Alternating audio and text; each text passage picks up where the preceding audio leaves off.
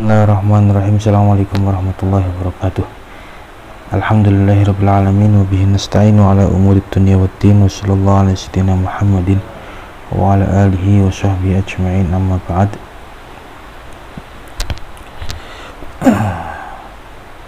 Sedikit mengoreksi mengenai perkuliahan daring mata kuliah Hadis Tarbawi PAI 5B kelas non reguler. Menyimak perbincangan di grup, ada beberapa hal yang ingin saya sampaikan. Yang pertama, membahas pertanyaan mengenai dosa syirik dan bertobat. Sebenarnya segala dosa bisa diampuni oleh Allah Subhanahu wa taala kecuali mati dalam keadaan syirik. Maka dikatakan inna syirka la dzulmun adzim. Menyekutukan Allah, berbuat syirik merupakan kedoliman yang sangat besar dan juga dosa yang tidak terampuni ketika seseorang mati dalam keadaan syirik. Akan tetapi ketika orang itu masih hidup, misalkan menyekutukan Allah atau keluar dari agama Islam, murtad, maka selama dia bertobat kembali ke dalam agama Islam, maka tobatnya diterima.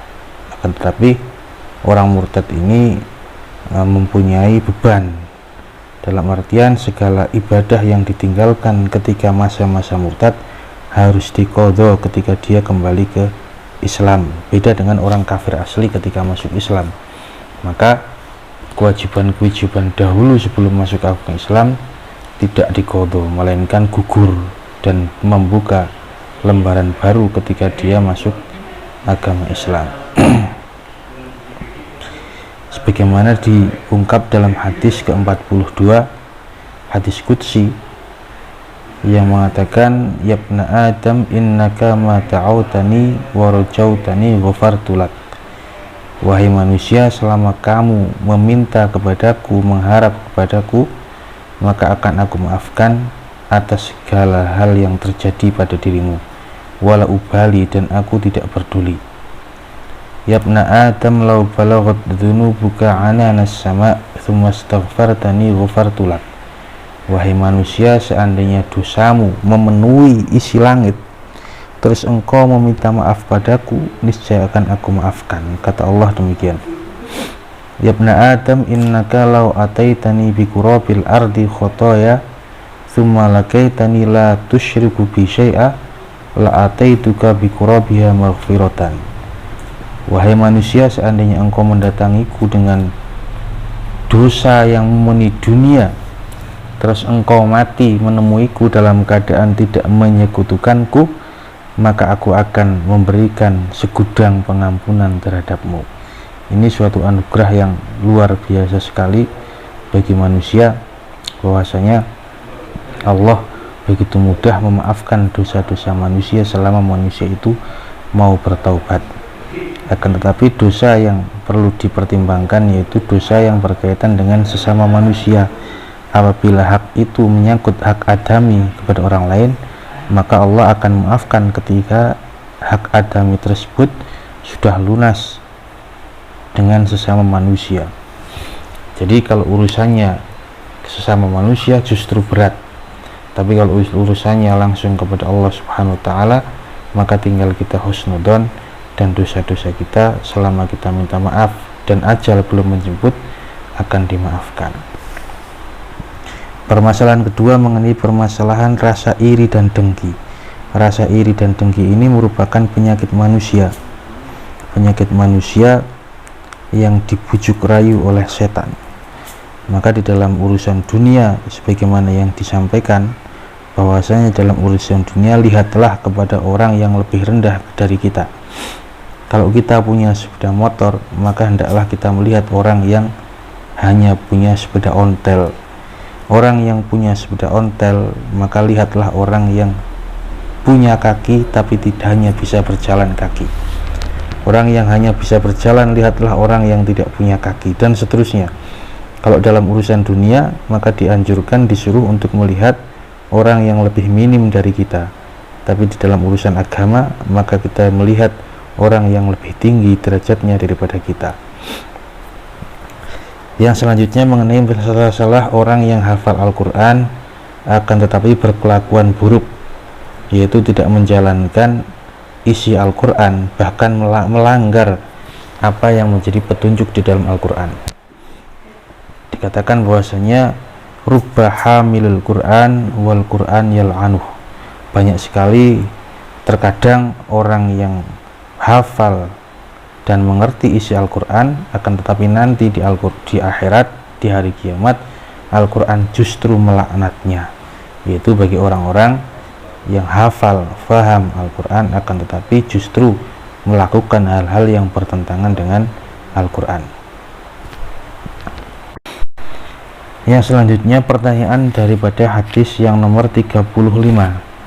Hadis 35 yang diriwayatkan oleh Abi Hurairah, Rasulullah SAW mengatakan, la tahasadu, jangan kalian saling dengki, wala tanajasu, dan jangan kalian saling najis. Najis ini menaikkan harga tanpa ingin membeli, yaitu ketika seseorang misalkan jualan, membawa orang lain sebagai teman kita supaya menawar dagangan kita, tapi tanpa ada tujuan membeli, melainkan untuk menipu orang lain bahwasanya dagangan kita laku keras dan ditawar orang banyak.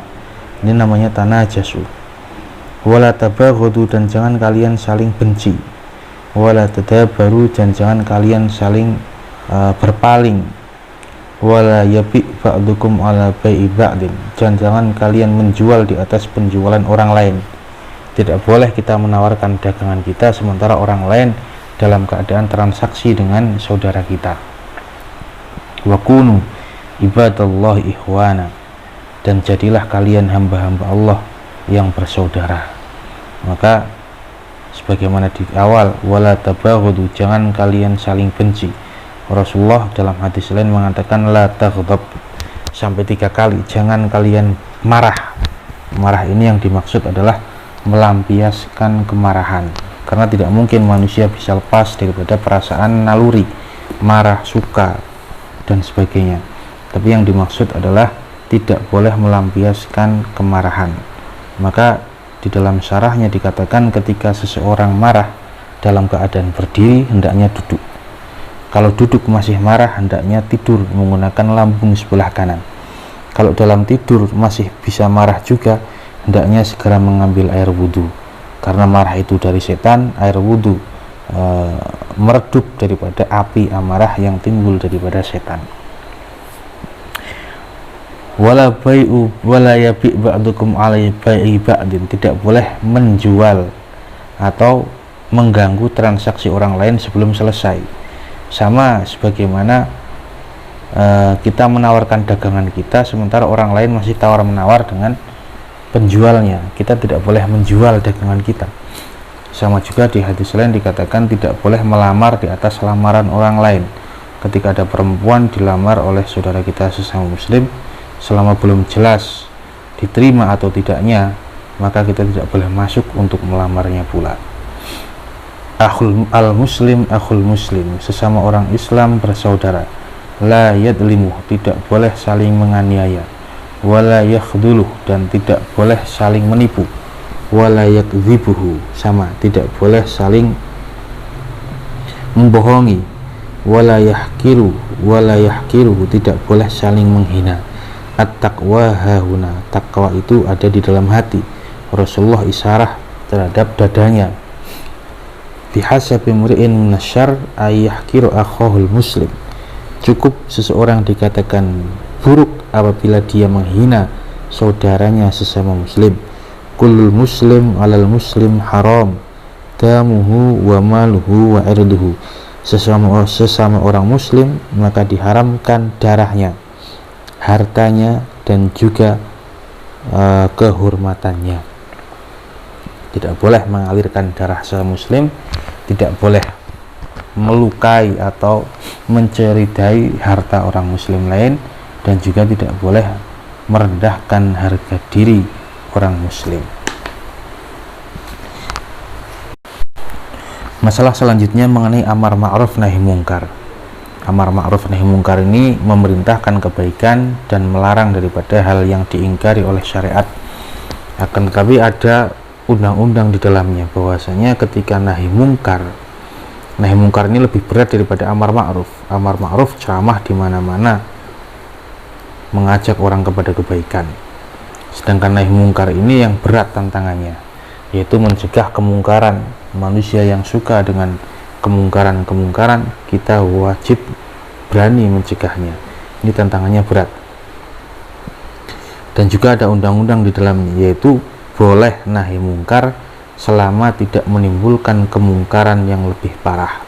Kalau menimbulkan kemungkaran yang lebih parah lagi, maka ya cukup ingkar bil qalbi saja, yang dikatakan ad'aful iman yang paling lemah. Yang selanjutnya mengenai masalah hukum orang berpacaran. Berpacaran itu hukumnya dosa, karena di situ adalah benih-benih yang bisa menimbulkan perzinaan. Adapun orang berpacaran itu tidak sampai diranjam atau dicambuk, karena hukum cambuk atau hukum ranjam ini diberlakukan untuk pezina, melainkan pacaran dosa karena itu mendekati perzinaan, wala taqrabuz zina.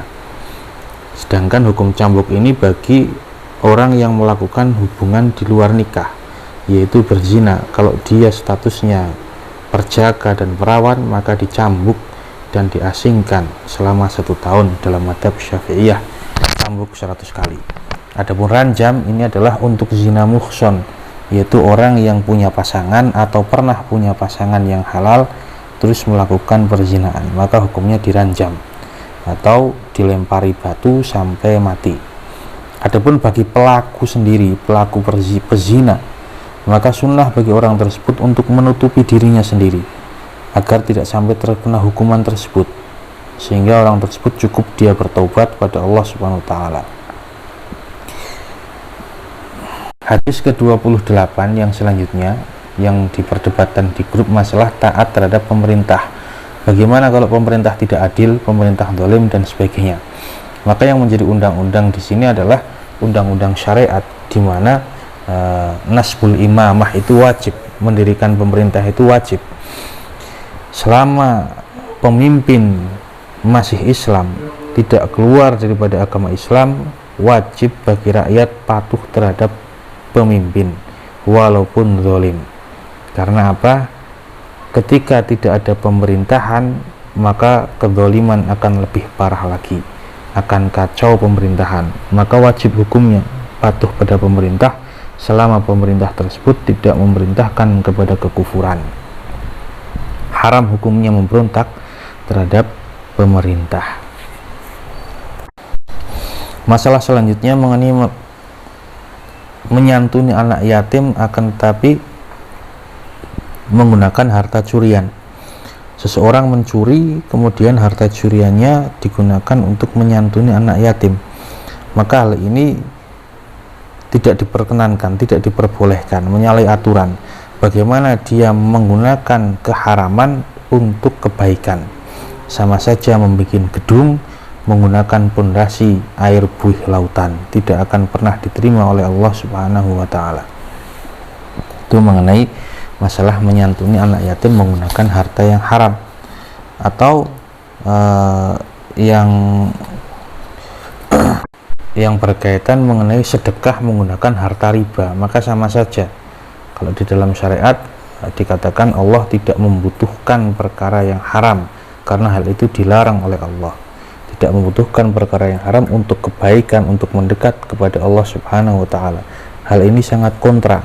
Pertama, dia melakukan pencurian di mana itu dilarang oleh agama. Yang selanjutnya menyantuni anak yatim di mana itu dianjurkan agama, atau menggunakan harta riba digunakan untuk bersedekah. Hal ini bertentangan sekali. Maka dikatakan bahwasanya diibaratkan orang yang membuat bangunan menggunakan pondasi buih lautan, pasti akan roboh bangunan tersebut dan tidak ada gunanya. Yang selanjutnya berkaitan dengan hadis yang nomor 22 dan 25 masalah sedekah. Dikatakan bahwasanya ketika orang kaya bisa sedekah dengan hartanya, maka orang miskin bisa sedekah dengan zikirnya. Maka dikatakan dalam setiap tasbih terdapat sedekah, di dalam setiap takbir terdapat sedekah, membaca hamdalah, membaca tahlil bernilai sedekah.